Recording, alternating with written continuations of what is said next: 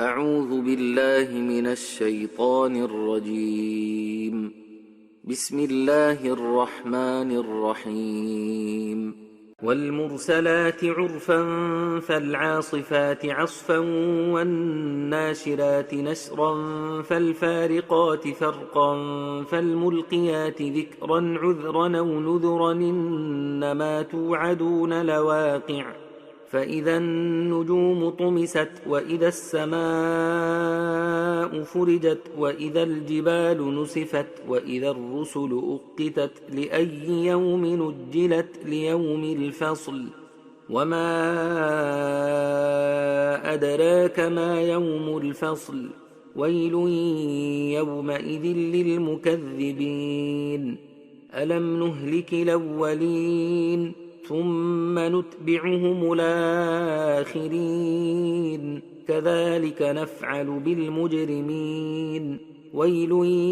يومئذ للمكذبين ألم نخلقكم من ماء مهين فجعلناه في قرار مكين إلى قدر معلوم فقدرنا فنعم القادرون ويل يومئذ للمكذبين ألم نجعل الأرض كفاة أحياء وأمواتا وجعلنا فيها رواسي شامخات وأسقيناكم ماء فراتا ويل يومئذ للمكذبين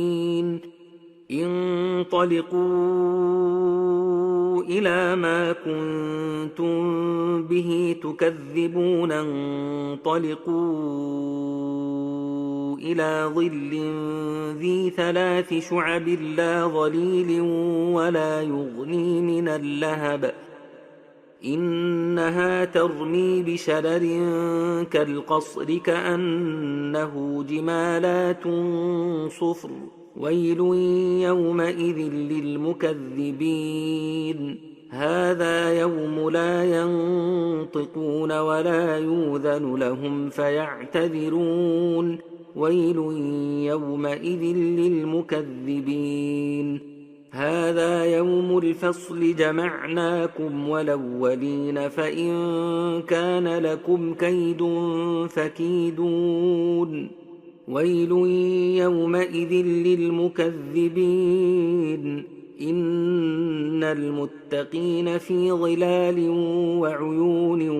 وفواكه مما يشتهون كلوا واشربوا هنيئا بما كنتم تعملون إنا كذلك نجزي المحسنين ويل يومئذ للمكذبين كلوا وتمتعوا قليلا إنكم مجرمون ويل يومئذ للمكذبين وإذا قيل لهم اركعوا لا يركعون ويل يومئذ للمكذبين فبأي حديث بعده يؤمنون